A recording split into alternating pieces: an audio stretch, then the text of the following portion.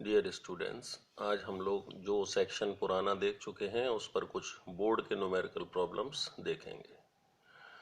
तो ये जो न्यूमेरिकल प्रॉब्लम्स हैं, इसमें प्रॉब्लम पढ़ने के बाद, मैं बोलने के बाद, ऑनेस्टली अगर आपको न्यूमेरिकल इम्प्रूव करने हैं तो आप वीडियो पॉज करके खुद ट्राई कीजिए, then you go through the solution. तो इससे क्या होगा कि आपका न्यूमेरिकल की जो करने की पावर है वो थोड़ी इम्प्रूव होगी डेफिनेटली। तो पहले इजी न्यूमेरिकल से स्टार्ट करते हैं। पहला है what is the permittivity of water if it's dielectric constant is 80। तो यहाँ आप देख सकते हैं कि हमें वाटर की परमिटिविटी फाइंड करनी है और डाइलेक्ट्रिक कांस्टेंट इसका गिवन है, जैसा कि आप देख रहे हैं। परमिटिविटी फाइंड करनी है, डाइलेक्ट्रिक कांस्टेंट 80 है। तो यहाँ परमिटिविटी का फॉर्मूला होता है epsilon is equal to epsilon not into K, जिसमें कि एयर की परमिटिविटी ऑलरेडी हम लोगों को पता होती है। So we go through the section epsilon is equal to epsilon naught into k। epsilon naught air की परमिटिविटी ऑलरेडी आपको मालूम है, डाइलेक्ट्रिक कांस्टेंट क्वेश्चन में गिवन है, दोनों की मल्टीप्लाई करके रिजल्ट आ जाएगा। काफ़ी इजी सवाल है। That was the first question. ये सब सीबीएसई बोर्ड के आए हुए सवाल है पुराने। Now coming to the second section. Second question में ये पूछा गया है how the coulombian force will change if magnitude of charges as well as the distance between them become double। यानी अगर दोनों चार्जेस का मैग्नीट्यूड भी डबल हो जाए और उनके बीच का सेपरेशन भी डबल हो जाए तो उनके बीच के कूलम्बियन फोर्स पर क्या असर पड़ेगा। So here you can see, यहाँ पर दो चार्जेस हैं Q1 Q2 and they are separated by distance R। तो उनके बीच का जो फोर्स का एक्सप्रेशन होगा 1/4 pi epsilon not Q1 Q2 by R square. ये कूलम्स लॉ का मैथमेटिकल एक्सप्रेशन है। Now coming to the second section. अब इसने कहा कि मैग्नीट्यूड ऑफ चार्जेस और बीच की डिस्टेंस यहाँ पर डबल हो रही है। सो here you can C Q1 becomes 2Q1, Q2 becomes 2Q2 and separation between them also become double, that is 2R। तो अब फोर्स पर क्या फर्क पड़ेगा। तो यहाँ पर आप नया फोर्स देखें, 9 into 10/9 constant will not change। now Q1 becomes 2Q1, दूसरा चार्ज भी डबल हो गया 2Q2 और बीच की दूरी R की बजाय हो गई 2R। तो यहाँ आएगा 2R का whole square. So here you can see यहाँ 2 से 2 स्क्वायर से 2 स्क्वायर कैंसिल आउट हो रहा है। सो फाइनल एक्सप्रेशन आ रहा है 9 into 10/9 Q1 Q2 by R square, that is same. पहले भी फोर्स यही था, अब भी फोर्स यही है। और लॉजिकली भी देख सकते हैं, ऊपर भी चार्ज डबल हुआ, ये चार्ज भी डबल हुआ, तो ऊपर 2 into 2 4 टाइम्स हुआ और डिस्टेंस डबल होने से 2 का स्क्वायर होके ये भी 4 टाइम्स हो गया। तो 4 से 4 कैंसिल हो गया। सो नया फोर्स वही आएगा जो पुराना फोर्स है। That is the answer of this problem. ये सेकंड न्यूमेरिकल प्रॉब्लम था। Now coming to the next section. इसके बाद जो नेक्स्ट न्यूमेरिकल प्रॉब्लम है, how the mass of body will affect if the body becomes positively charged या negatively charge.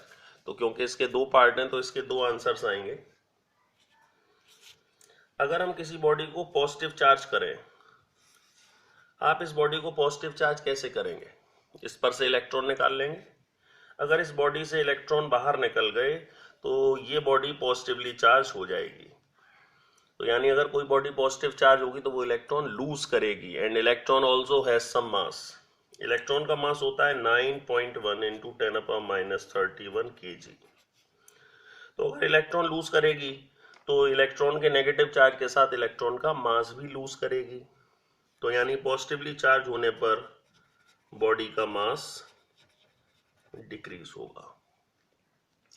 Similarly अगर कोई body negatively charge हो रही है तो नेगेटिवली चार्ज होने के लिए बॉडी पर इलेक्ट्रॉन बाहर से आएंगे, इलेक्ट्रॉन आएंगे तो मास भी आएगा। तो यानी कि अगर बॉडी नेगेटिव चार्ज हो रही है तो इलेक्ट्रॉन गेन करेगी, इलेक्ट्रॉन गेन करने से उसका मास बढ़ेगा, इंक्रीजेस। हाँ, लेकिन ये मैं आपको स्पष्ट कर दूं यहाँ पर कि पॉजिटिव चार्ज या नेगेटिव चार्ज होने से मास घटेगा या मास बढ़ेगा, लेकिन ये मास में जो इंक्रीमेंट या डिक्रीमेंट होगा वो बहुत नेग्लिजिबल होगा, because mass of electron is very very small. Now coming to the next section. Next question देखें, how the radius of soap bubble change if it becomes positively charge या negatively charge. अगर किसी soap bubble को आप positive charge देंगे like this, या आप किसी सोप बबल को नेगेटिव चार्ज देते हैं, so here you can see plus plus charge repel करेंगे लाइक दिस, ये रिपेल करेंगे लाइक दिस, यहाँ प्लस चार्ज रिपेल करेंगे लाइक दिस, यहाँ रिपेल करेंगे लाइक दिस। क्या नेगेटिव होने पर भी रिपल्शन होगा? यस डेफिनेटली, नेगेटिव चार्ज भी एक दूसरे को रिपेल करेंगे। और आप समझ सकते हैं रिपल्शन जब होगा इस तरह से, तो रिपल्शन से दोनों ही स्थितियों में रेडियस बढ़ेगी। तो इसमें ए और बी पार्ट का आंसर सेम होगा। अगर किसी सोप बबल को पॉजिटिव चार्ज करें चाहे सोप बबल को नेगेटिव चार्ज करें, in both cases the radius of soap bubble will increase. Now coming to the last section, the charge on a body is +1 coulomb. Body पर charge दिया गया है +1 coulomb. Question में पूछा गया है find the number of electrons gained और lost by it. तो पहले तो आप बताओ पॉजिटिव चार्ज है तो इलेक्ट्रॉन देंगे कि लेंगे? तो पॉजिटिव चार्ज है तो जाहिर है बॉडी ने इलेक्ट्रॉन को लूज करा होगा। तो सब first of all body has lost some electrons. Now what is the number of electrons lost by the body? I apply the expression Q is equal to NE, the value of Q is 1, number of electrons find करना है और electron के charge का magnitude 1.6 into 10⁻19 coulomb, जैसा कि पहले बताया था। तो नंबर ऑफ इलेक्ट्रॉन्स आएगा 1/1.6 इंटू 10⁻19। तो जब आप इसको सॉल्व करेंगे it comes out to be 6.25 into 10⁻18 electrons. This much of electrons are lost by the body. इसे आप सिंपल मैथमेटिक्स से सॉल्व कर सकते हैं। This is the answer to the final problem. यहाँ मैं 2-3 इंपॉर्टेंट बात आपको बता दूं। इसका मतलब ये हुआ कि 1 कूलम जो है ये बहुत बड़ा चार्ज है। सिर्फ 1 कूलम के चार्ज को एक्वायर करने के लिए बॉडी को 6.25 इंटू 10⁻18, वेरी लार्ज नंबर, इतने ज्यादा इलेक्ट्रॉन लूज करने के बाद बॉडी पर चार्ज आएगा जस्ट 1 कूलम। इसका मतलब चार्ज की जो यूनिट कूलम है वो एक्चुअली चार्ज की बहुत बड़ी यूनिट है। सो इनफैक्ट किसी बॉडी पर चार्ज +1 कूलम होता ही नहीं है।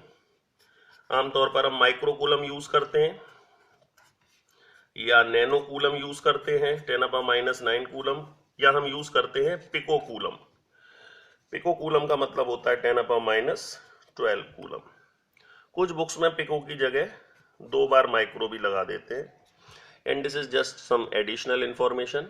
ये कुछ 4-5 क्वेश्चंस हैं जो मैंने पहले आपको थ्योरी का सेक्शन दिया था, ये उसी पर बेस्ड है।